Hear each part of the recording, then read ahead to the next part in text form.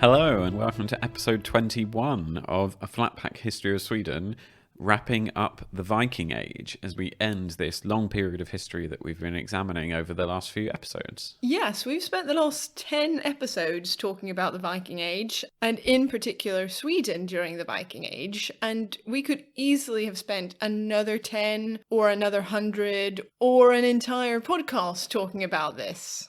Well, and we also even sort of briefly touched on the Viking period in episode 9 of Mind the Gap, so maybe even more than 10 episodes, especially if you count this one as well. So yeah, we've focused a lot of our time on the Vikings, but that's because there are very interesting events that happen in Swedish history and in European history at this point. But luckily, these continue as there's some very interesting events in Swedish history that lie just ahead of us in the chronology. So we're really looking forward to beginning to talk about these and look about real people that actually existed. Some of the kings that we're going to be starting off after this episode, they were real people and they existed and left their tangible mark on history enough that we can talk about them for entire episodes just about them. So it's going to be really exciting to talk about these people when we've only really had people like Ansgar and various Byzantine emperors who met with some more less detailed figures from history like Olga that we've had a chance to look at previously. Definitely. In fact, it's really now that we'll see Sweden forming as a proper unified country within something that vaguely resembles the borders of today.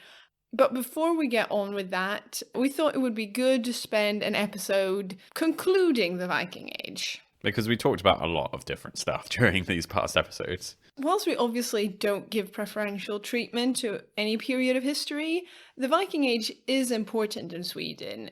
Not least because it's when we start to see Sweden and Scandinavia being noticed outside of their own land, outside of their own region.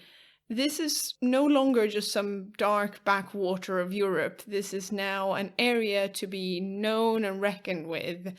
It's also something that's become so well known in the rest of the world, and something that Sweden and Scandinavia continues to be associated with well into the present day. But we definitely should get on with the Swedish phrase of the week. Yes, but before we do this week's phrase, we want to say a special thanks to two people who got in touch following last week's phrase. Yes, definitely. And last week's Swedish phrase, if you remember, translated into English as "that's always something," said the devil when he visited Åmål, with Åmål being a small town in Sweden. It's also the setting to the great movie that Åsa recommended by director Lukas Moodysson, which was released in Sweden with the title Effing Åmål. But then Kate got in touch on Facebook and told us that the same film has been released in English and to international audiences with a much less rude title called Show Me Love, which is actually also the name of the movie's title song. So, like Åsa, Kate is a huge fan of the movie, and now we know what it's called in English, it might be easier for people to find it and watch it themselves. So definitely do try and do that, and it's on my list for a cozy weekend at some point. So yeah. It really is a great film, and thank you, Kate, for getting in touch and telling us. I had no idea it was called Show Me Love when it was released internationally. And then a few days later, Virgil wrote a message, also on Facebook, to say that he was driving through Åmål while he was listening to the episode. That's such a funny coincidence. Yeah, I mean, it really is just a random average Swedish town, and to be driving through it whilst listening to our episode is quite cool. Yeah, Virgil said that Åmål is a very pretty little town, and it's surrounded by beautiful countryside, and he wrote that he recommends that we go visit. So we wanted to share that with all of you listeners as well, this report straight from Åmål. So it's definitely on our list of places to visit now. So maybe just watch out for the devil when you go there so that he's not visiting at the same time. Yeah, so thank you to Kate and Virgil for getting in touch. This is exactly the reason why we say to get in touch with us on Facebook, Twitter, and email, because this kind of stuff's really great to hear. But yeah, so we should probably move on to this week's phrase, I guess. Yes, we should. This week's phrase actually has a bit of a historical link, so that makes it even better for a history podcast. The phrase is Man tager vad man haver, sa Kajsa Warg. And in English, that means you take what you have, said Kaiser Wolf. Who was Kaiser Wolf? Were they a wolf or a person? Or She was indeed a person, and the phrase is supposedly a quote from one of her books that's since become an established Swedish phrase in sort of everyday spoken language. yeah, because Kaiser Wolf sounds like the name of a character in a children's cartoon or something. It's oh, look, it's Kaiser Wolf. She's come back from the forest and has eaten a rabbit or something. I've never thought of it like that, but Kajsa Warg, or Warg, her last name, means wolf in Swedish. She was born in 1703, and she's often considered to have written the first cookbook in Sweden.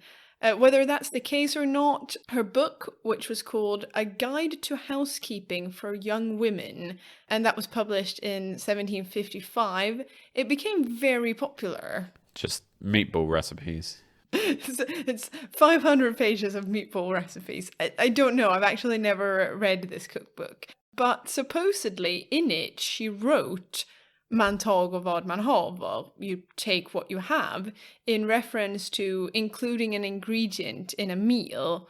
And over the years, that phrase made its way from the cookbook into everyday use in the Swedish language. And now it just means you make do with what you have. So, say for example, I'm in the supermarket and I've forgotten to bring a bag for my groceries. So I just have to pack everything into my coat pocket. And then I can say, well, man tager vad man haver, sa Kajsa Warg. Like, I'm inventing a solution on the spot and I'm making do with what I got and putting everything in my pockets. That does sound good. But you also gave me a little teaser trailer and you said you know something fun about the phrase too. I do, and that is that Kajsa Warg never said it. Okay. In her book, it doesn't say man tager vad man haver, you take what you have. That's not in the book. What's in the book is man tager om man så haver, which sounds familiar, but it actually means you take if you so have.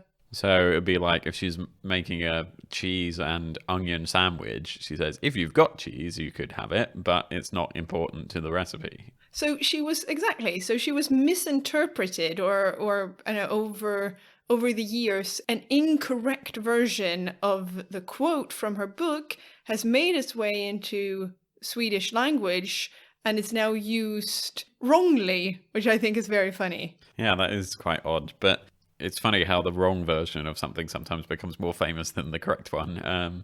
But can you shorten this phrase like I want to do with ingen ku på isen? And can you just say man tager vad man haver? Do you have to always say at the end Kajsa Warg? You can just say man tager vad man haver. You don't always have to reference her. But I think the phrase is funnier when you reference her, especially since it's incorrect. Yeah, so maybe you can say man tager vad man haver, så inte Kajsa Warg. Yeah.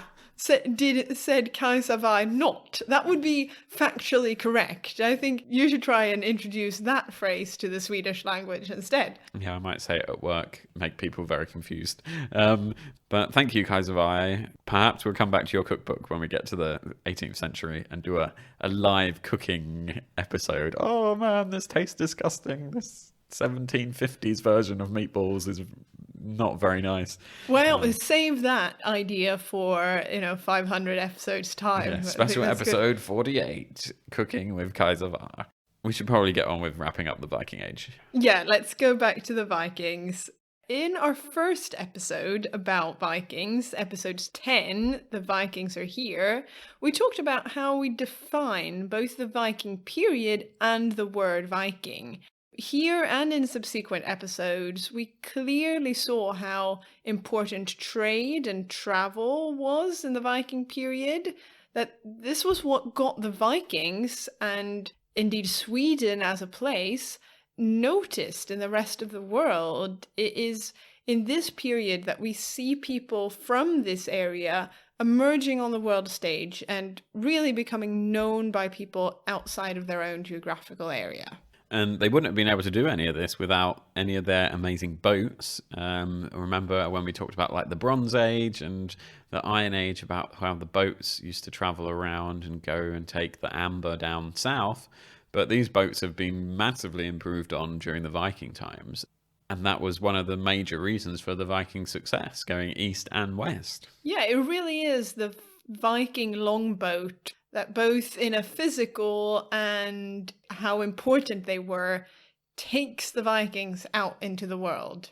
Perhaps not right now during Corona, but if you want to see real life Viking boats, there's the Viking Museum in Oslo that you can go and visit. Also in the Norwegian city of Tonsberg, they have a Viking festival every summer, and about 15 years ago when I was there, they didn't have the Viking festival then, but they are also home to reenactments and rebuilt modern day versions of Viking longboats. So I've seen a Viking longboat sailing down the Oslo fjord. Wow. From Tonsberg. So perhaps in 2021 the festival will be back, and it's a whole 3-day living history festival where everybody dresses up as Vikings, and they have dozens of these Viking longboats that sail around in the fjord and pretend to be Vikings again. So definitely head to southeastern Norway in the summer if you get a chance to see these Viking longboats sailing the sea again. That sounds extraordinary. We're talking about Viking longboats. We should not forget the Viking sails. It was really the sails that made these boats so extraordinary. I mean, you can't really go anywhere in a boat without a sail. Not anywhere far away. No. I mean, if you don't have a sail, you're just a bunch of morons in a floating tub. Although people, I think James Cracknell rode from England to America, so you can get there. It's just going to take you a lot longer. And it'll be a lot harder, so... Yeah, and if you're rowing to another country to attack them, you don't want to be super tired after rowing for 8 days before you get there and try and take their stuff. As we saw in episodes about women as well, the sails were a huge part of the women's impact on day-to-day life, because they were the people in Viking society who would have made the sails and repaired them and spent a lot of their time making sure that this was ready for all the people adventuring and sailing and trading around the world. Yeah, and they did get far thanks to their boats and thanks to their sails. Not just far in the sense of societal development with trading places like Birka that we talked about in episode 12, but also, like we said, literally far, as in far away from Sweden. Viking travels, both the violent kind, like raids and plundering, and the more peaceful one with trade, is perhaps most well known in terms of what is known about the Vikings, at least in the English-speaking world. It's perhaps most known in terms of Vikings traveling west, in particular the Viking presence on the British Isles and in France, and all the way across the Atlantic to Iceland and Greenland, and eventually to the North American continent. Now, we've not talked that much about Viking travels to the west, simply because while the national boundaries were less distinct at the time, these travels were most likely done by Danes and Norwegians. The Swedish Vikings, on the other hand, concentrated their efforts east for natural reasons when you think about just the geographical location of them. When it comes to coastlines, which was, of course, where the Vikings lived and how they lived their lives, they traveled by water. So Sweden faces the east towards the Baltic Sea and the rivers down towards Russia and Ukraine and that area, whereas Norway and Denmark faces west towards the Atlantic. And it's really just a relatively short trip over to England and Scotland. Yeah. So might as well go there. It makes sense when you look at a map why the Vikings from the different areas of modern-day Scandinavia went in different directions. And for our Swedish Vikings, they certainly spent a lot of time focusing their efforts on the east, as we saw in episodes 13, 14 and 15, making it all the way as far as modern-day Ukraine and establishing ties with the Byzantine Empire and their rulers. In fact, with the Rus, we even saw how settling Swedish Vikings developed their own culture and society to the point where they created a whole new identity for themselves, and we stopped talking about them because they weren't even really Swedish anymore, and they had their own history separate from the Vikings back in Scandinavia. Yeah, so they did really get out and about, the Vikings. In that very first episode, we also did some myth busting. I don't know if you remember, because the Viking period is something that's actually quite unusually for Swedish history. It's rather well known in the rest of the world, but that also means that there are quite a lot of misconceptions. So hopefully by now we have proven that not all Vikings were men. We've covered some very interesting facts about Viking women. We've also proven that they were not all violent, even though some definitely were. But we've seen how much they engage in trade, but also that most of them lived a rather peaceful life as farmers and craftsmen in their local area. And definitely, when it comes to myth busting, they did not wear horned helmets. But they definitely left cool stuff behind, and a lot of this still remains today, as we saw in the last episode when we visited the island of Lidingö with our microphones and saw the rune stones and burial sites and all this amazing stuff that's still right there today. Yeah, and that's just not even a tiny, tiny percentage of everything that you can see left from the Viking Age. There's so much and all around Scandinavia that you can physically explore what the Vikings left behind. Yeah, and that's not even counting the stuff that's left in museums and are still accessible in cultural sites today. And a lot of those includes boats. And speaking of boats, I can't wait to go to the new Museum of the Viking Age in Oslo, which used to just be called the Viking Ship Museum. And when it opens up, it's going to be a really amazing new site to discover Viking history in Oslo and in Scandinavia.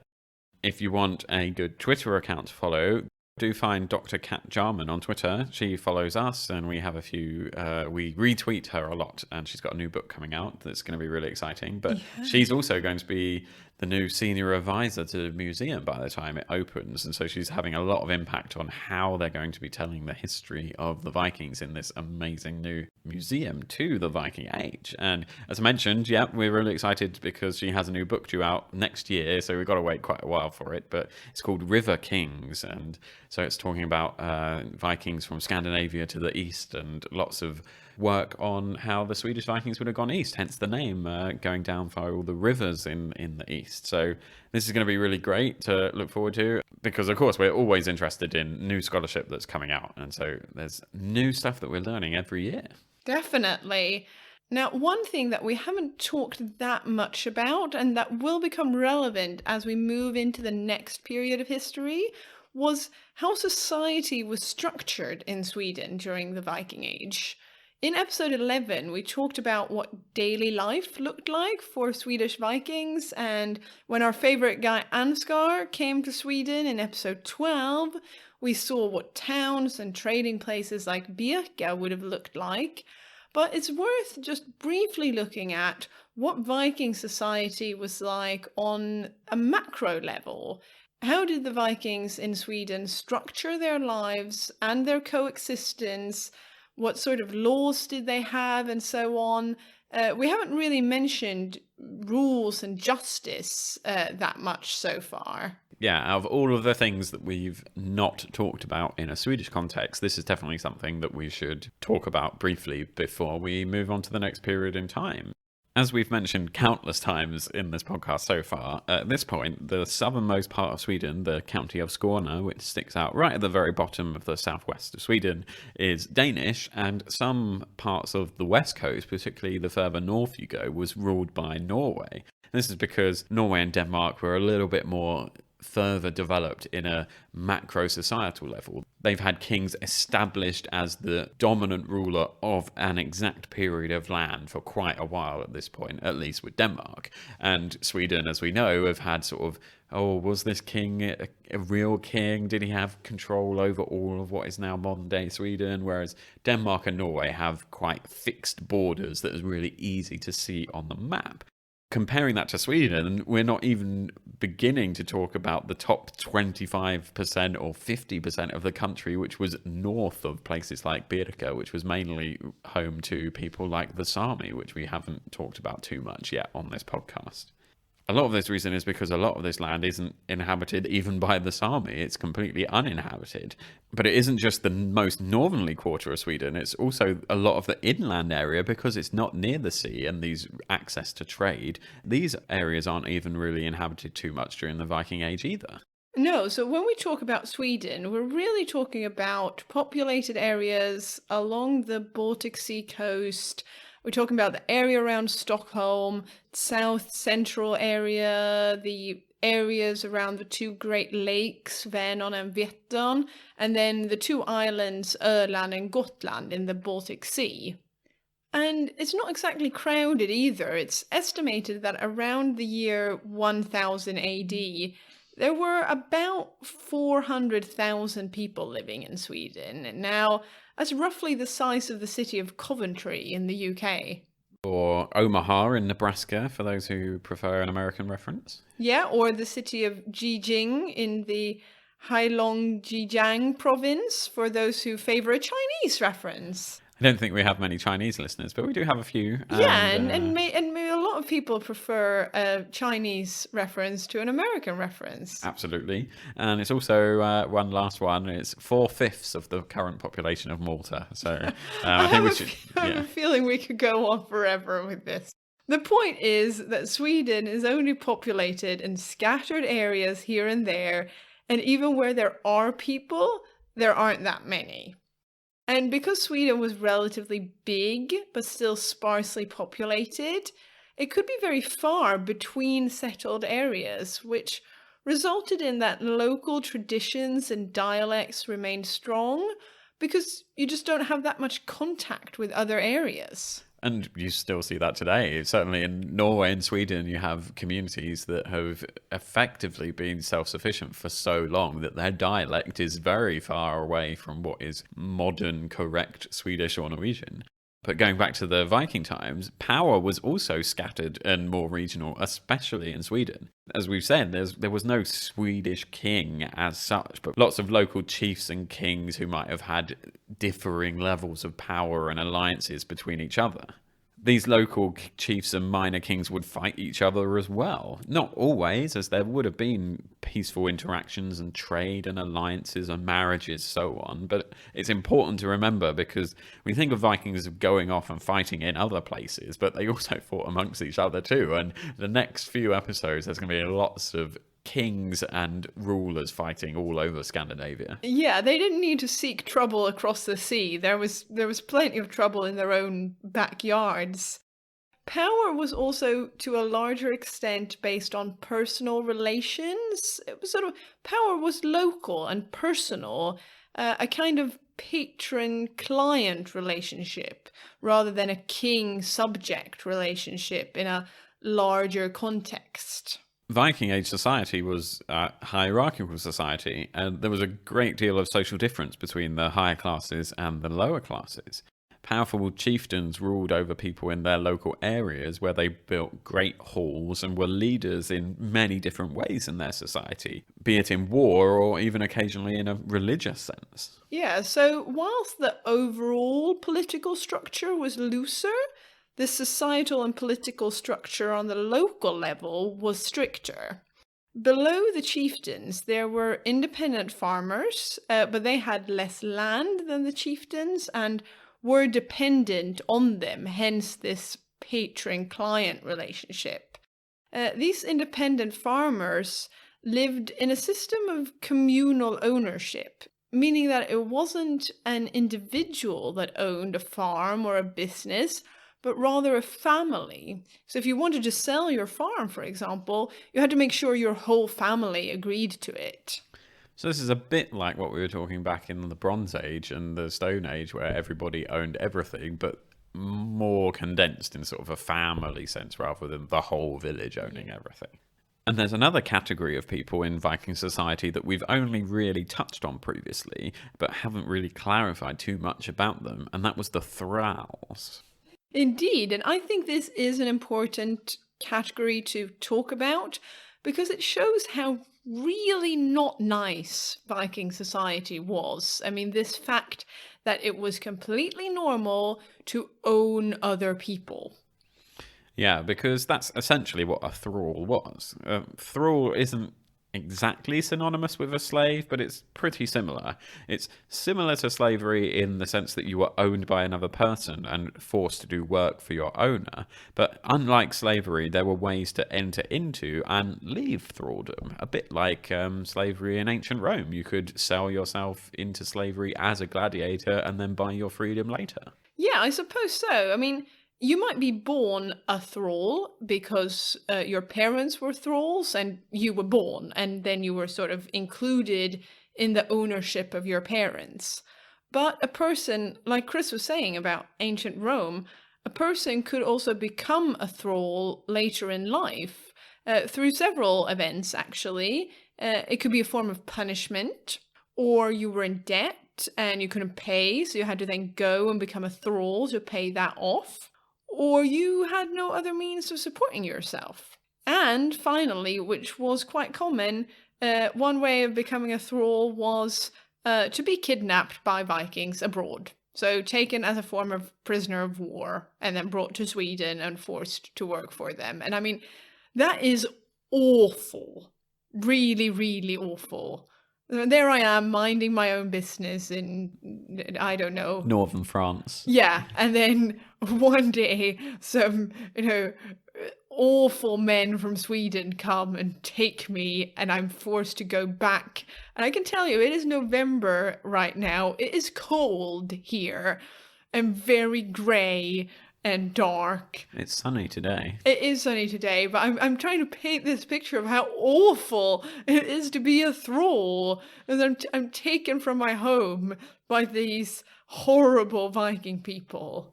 Not that an individual thrall would live for this long, but thralldom didn't actually disappear completely in Sweden until the mid-1300s, so it isn't exclusively a Viking concept, as sadly it has been throughout history. Another word that people might be familiar with when we talk about how Viking society was structured, and in particular if we talk about the legal system, is the word thing. Or ting. It's a ting thing. The ting is another example of this more localized power. A ting was an assembly that gathered maybe twice a year, it seemed, to meet and settle disputes and decide on common matters. Some have called the tings the first parliaments, but I think that's taking it a few steps too far. Although in Norway, the Norwegian parliament is called the Storting, the Stor Ting, which means the big thing. So it actually is a parliament today, but not so much in the Viking times. No, because in the Viking times, we're only talking about free men. And the ting was hosted and organized by the local chieftain. And all of that meant that it was far from equal and it excluded large parts of Viking Age society. As the Vikings had no written down legal text to run their society from, they solved their disputes in legal manners by meeting together and deciding things together. There was a kind of law speaker or speaker of the House of Commons that together with the men at the ting would work with the chieftain to rule on these matters, because he was presumably, and unfortunately it would have been a he was presumably the wisest and perhaps had been around for so long, and so people would trust his judgment. It seemed like a lot of these cases were often decided on a case-by-case manner rather than having a stipulated rule and precedents that said if you do X, this will happen. Once the ting had decided if there had been a wrongdoing, they also meted out punishment. And my word, the Viking Age punishment were tough. They certainly were, and much like a lot of ancient societies, they seemed fond of chopping off body parts, which is a nice, easy, and simple way of solving a problem, I guess. Other forms of punishment, like whipping, were also common. We should mention that whilst the Vikings were fond of harsh punishments, cutting people's limbs off and hanging and drowning and whipping, there is also evidence of people getting off with a fine. For example, having to give some of their animals away for a crime that they committed. Yeah, it isn't just off with their head. And you can actually see this when looking back to the Byzantine emperors and the treaties that the Rus made with them. The Rus were saying things like, if you strike a man, you have to give him 50 times the value of the sword in silver and things like that. It wasn't just, chuck him in the lake. One final thing about the Viking period that we've touched upon. Actually, we've literally touched it when we went outside in the last episode, but we've not really talked about it, and that is runes. I think a lot of people associate the Viking Age with runes, so it's worth just briefly clarifying what exactly that is.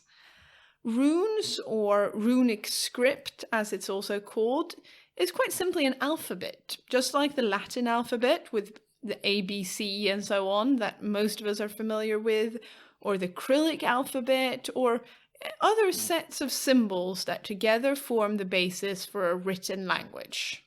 Yeah, and the runic script is the oldest known written language in Sweden. It actually originated amongst the Germanic people on the European continent sometime around 200 CE or so. Like a lot of these things, it's going to be absolutely impossible to pick an exact year or decade, but it spread to Sweden from then. Yeah, so the first people who could read and write in Sweden could read and write runes, not the Latin alphabet that we have today. The oldest rune alphabet has 24 characters. Whilst these runes share similarities with the Latin alphabet, the exact connection and relationship between the two is still debated today by scholars. At some point around the 6th and 7th centuries, something seems to have happened with the ancient Norse language, which was what people spoke in Sweden at the time, and that resulted in a change in the runic script. Most importantly, it went from 24 to 16 characters. That's chopping off quite a lot of your characters. I don't need the A. Imagine we did that with our alphabet today. Like, we don't need A, we don't need K. I think it's more W. No, not W. V. We don't need V. Who uses V? That's pretty in rubbish. German, you use V quite a lot. I'm not German. Sorry, Germany. We're removing the V. This reduction in characters seems to have happened pretty much everywhere, which has led historians to believe that rather than a gradual shift, this was a conscious decision to change the way they wrote. Perhaps instigated and spread around by all those lovely merchants that were travelling around a lot, which sounds really dramatic to just decide to change your language like that, if that is what happened. Runes are perhaps most famous for being what was written on rune stones, like the two we visited in the previous episode. But runes weren't just carved on stone, they were used in all forms of writing. And runic script seems to have survived longer in Sweden than anywhere else.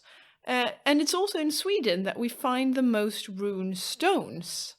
Yeah, out of the roughly 6,000 known rune stones in Europe, half of them are in Sweden, and about 1,000 of those are in the county of Uppland alone, which is the northern parts of Stockholm and the area around the city. So we're actually pretty close to around 1,000 rune stones. So that's going to take a long time for us to visit them all. Yeah, definitely. 2 down, 998 rune stones to go.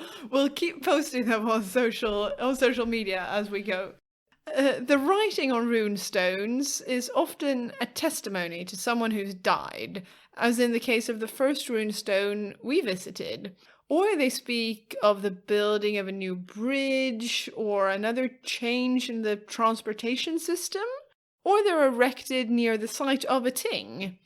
But mainly rune stones are memorials, and they were placed in spots where a lot of people would see them. Runestones continued to be erected after people and areas of Sweden had become Christian. In fact, many runestones have crosses on them and make references to God. Just like the second runestone we saw last week. And that's presumably because they were such a part of the culture that the religion itself wasn't too important an aspect of it, at least for those people who were becoming Christian. And the Swedes kept using their runes too, as their preferred way of writing throughout the Viking period and into the medieval period. In fact, for a long time during the medieval period, Sweden actually had two writing systems, the runes and the Latin alphabet, that were used simultaneously. I don't know if there's a sort of Rosetta Stone of where someone's written down both examples of the same script at the same Unfortunately time. not. And that's often mentioned as something that is why it's difficult to read runes today, is that unfortunately there is no Rosetta Stone or anything similar. It's annoying, but still, this shift away from runes and towards the Latin alphabet happened gradually, but it was mainly as a result of how religion, the Catholic Church, and Christianity became more and more of a dominant force in society, and how Sweden needed to adapt to those changes too. First, writing in Latin, which became a thing, and then in Swedish. But that's something that's quite a long time in the future, an actual Swedish language being recognised as a thing. But we'll definitely get to that in the podcast. Yeah, and getting to things, we've spent 10 episodes or so, maybe even more, talking about the Viking Age, and now we've talked about a few things that we felt we hadn't mentioned or perhaps hadn't clarified in previous episodes. But that doesn't mean that we've in any way said everything there is to say. There is obviously so much more to talk about when it comes to Vikings and the Viking Age and Sweden during the Viking Age. And if you're interested in the Viking Age and you like podcasts, we recommend again the History of Vikings podcast by Noah Tetzner, which is an interesting and in-depth look at everything related to the Vikings, including those conquests of Britain and heading towards Iceland and all of that sort of thing that we haven't covered ourselves. There's also lots of excellent interviews with historians and scholars on his podcast that we've even used in the sort of background research to our podcast. So they're absolutely really well worth listening to. For sure. The same goes to Saga Thing, which we've already mentioned is another great podcast about the ancient Norse sagas.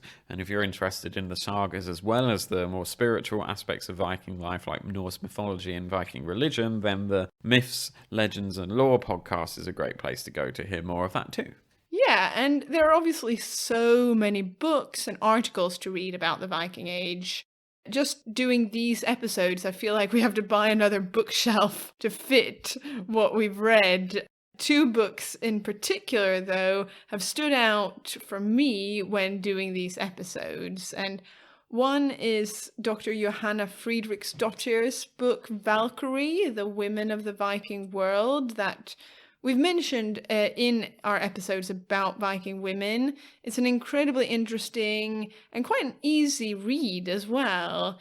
Yeah, it's not using super academic language with 1,000 million footnotes that you just think, oh, let me just finish this book. It's actually, it's really accessible and is a great way of talking about women in the Viking world. Yeah, then if you want an all-round book that covers pretty much everything about the Viking period, I'd recommend a book called The Viking World. It's edited by Peter Brink, and there's different chapters by different historians and scholars, and it's my favorite when it comes to a book that covers sort of broadly many topics when it comes to the Viking period. Or you could just buy it as a really expensive doorstop because it's about the size of my head and is about 600 pages long. So it's a heavy, hefty book. We almost had to order a separate container when we shipped it over from London to Sweden. Yeah, that is much more academic with footnotes and bibliography, which is longer than a lot of other books. So if you want to really, really get into the Viking world, then that's the book for you. But we can probably now start to say goodbye to the Viking Age as a fixed sort of term of reference for our episodes going forward. Obviously, There's no hard and fast rule as to when one period ends, another begins, and certainly the next few episodes people would definitely say is still set in the Viking Age in Sweden, and we're still seeing Viking kings of Norway and Denmark interfering with Sweden, and these new Swedish kings we're going to be talking about in the next few episodes could definitely be called Viking kings and queens, but we're now at the point where we can start looking at the history properly on a sort of year by year basis almost. So yeah, I mean, these periods in history that we refer to today, they were invented much later. It's not like people woke up in Sweden one day and said, okay, we're not Vikings anymore. Now we're into medieval times. yeah, I think with the Vikings, it's maybe a tiny, tiny bit easier because Harald Hardrada, the king of Norway and previous member of the Varangian Guard down in Constantinople, he's sort of seen as the last truly 100% Viking king who went off raiding and killing and claiming land. And he was killed in 1066 in the Battle of Stamford Bridge in England. So I think he's used to end the Viking Age, but of course he was only in Norway. He wasn't anything to do with Sweden or Denmark, so the Viking Ages in general is very fluid. Yeah, and the shift is gradual and it's due to many things happening. For one, Christianity gets a stronger foothold in Sweden, and that changes Swedish society by introducing laws and introducing a societal structure that's brought about by the church. So a couple of 100 years later, Ansgar will be looking down from his saintly heaven, smiling that Sweden is slowly becoming Christian. Got there eventually. Christianity also ties Sweden closer to a sort of pan-European society, because now Sweden has something in common with the rest of Christian Europe and the governance that came from the Pope in Rome. So we're part of a club, so to say, now. Centuries before we joined the EU, we're now part of a different kind of European community. Yes, but in terms of our timeline, we're not actually there yet. At the end of the Viking Age, this isn't when Sweden becomes Christianized, so it's something that we're going to cover in the next dozen episodes or so, probably, because it's such a long and complicated story. But we've now seen about how, in general, Sweden has become a place where the population was very splintered and the land was very well located for travel to the east and engaging in the trade that was coming over from the east towards the west. And that's one of the reasons why the area where we are today, around Lake Mälaren, where Birka is, became so wealthy.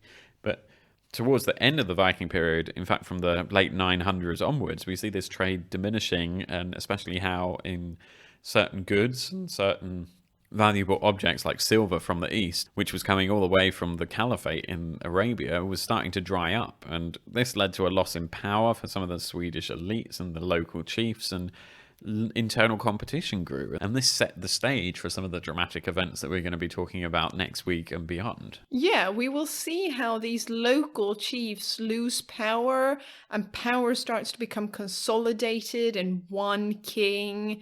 The ruling class also became much more dependent on land ownership and less on these personal ties that had governed power structures in the Viking period.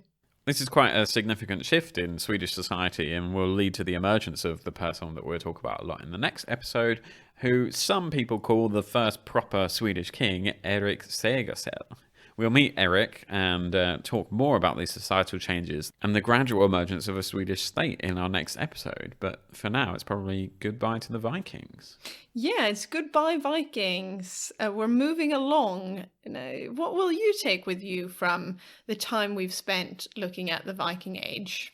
I don't know. I think a lot of this stuff is busting the myths, talking about all these amazing women and looking at the Rus. I knew the Rus were a thing and that they were Vikings who moved east, but I didn't really appreciate how much of the Swedes were involved and how much of a big deal they were when they went to Constantinople and met the Byzantine emperor and things like that. And Ansgar is definitely the coolest thing that I've learnt about so far. I didn't even know he was a thing or what anything vaguely to do with Ansgar. Yeah, So you did become quite, I wouldn't say obsessed, but very, very interested in Ansgar. yeah, that was the most fun episode to both read and write and record. No one's gotten in touch with me, by the way, saying that they remember having been to that school play where they sang a song about Ansgar. So I'm becoming more and more convinced that maybe I just made that up in my own head. Definitely possible. What would you say was your favourite bit or the thing you learnt the most? Yeah, I think the thing that has stuck with me is how much is still physically with us today. Going to visit those 3 sites where we recorded the last episode, it really stayed with me that there were people who had lived literally where I live today and lived out their lives here, and we've walked the same ground. Whilst the Viking Age feels very, very far away, especially when you look at things that, like, they chopped people's arms off if they'd committed a crime sometime, or they sailed in these Viking longboats, and a lot of it seems very removed from our lives today. But then you think they lived out those lives exactly where I live out my life, and that's a fascinating connection through the centuries. And that will only continue to grow the closer we get to the modern day. Yeah, for sure. There'll be more and more of that tangible presence of history. We've got a lot to cover in the next few episodes. There are a lot of exciting events ahead of us. Chris has already mentioned Erik Segersäll and how we're going to start to see Sweden properly forming as a nation, catching up with what's already been happening in Denmark and Norway. But before we end, we've had 2 new lovely reviews. Chris, will you read them out? Yeah, so from America, we have a 5-star review, which is called Great Podcast by Honor Claire. And it says, this podcast is full of interesting facts and historical accounts of Sweden. I love listening. Going all the way back to August, I'm sorry we didn't spot this review earlier, but we were busy moving, so I'm sure you can forgive us. That's by Nantahan from the UK. Is a lovely username. Thank you, smiley face, 5 stars. I'm very interested in Sweden and Swedish history. Great podcast. And then tack så mycket, which is thank you very much in Swedish, and another smiley face. Well, so thank tack så you, mycket guys. to you too. Yeah. Of course, if you want to hear your review being read out on the podcast, all you have to do is go and leave one for us, and we'll find it at some point. I think we're now up to date, but if we have missed you, it's really quite awkward. You have to go into each individual country to see if you've got a review from there. So if you're from Chile, I don't think I checked the Chile review page yet. So do send us a message or an email to let us know if you have left a review, and we'll read it out for you. Yeah, definitely, because reviews do mean a lot to us, not just because it makes me and Chris feel all nice and happy inside, but because thanks to the reviews, we become more noticeable on the different podcast platforms. It's just how they work. So it's a way to make even more people aware of a flat pack history of Sweden. Yep, and also tell your friends. I've listened to almost all of the great podcasts I've listened to at some point in time have been recommended to me via a friend. So that's always a nice, old school, very pre-internet way of recommending us to someone. And it would be nice if one of you sent a letter to a friend to recommend a podcast. Yeah. Thank you so much for the reviews and for getting in touch. Don't forget to keep following us on social media and leave those reviews on whatever platform you're listening to us on. Yep, and we've had loads of people liking our photos that we've been putting up recently about our various trips, both for the podcast and not for the podcast. So if you want to see some pictures of Sweden, do check out our social media stuff. But for now, it's probably time to say goodbye. Bye-bye. Hej då.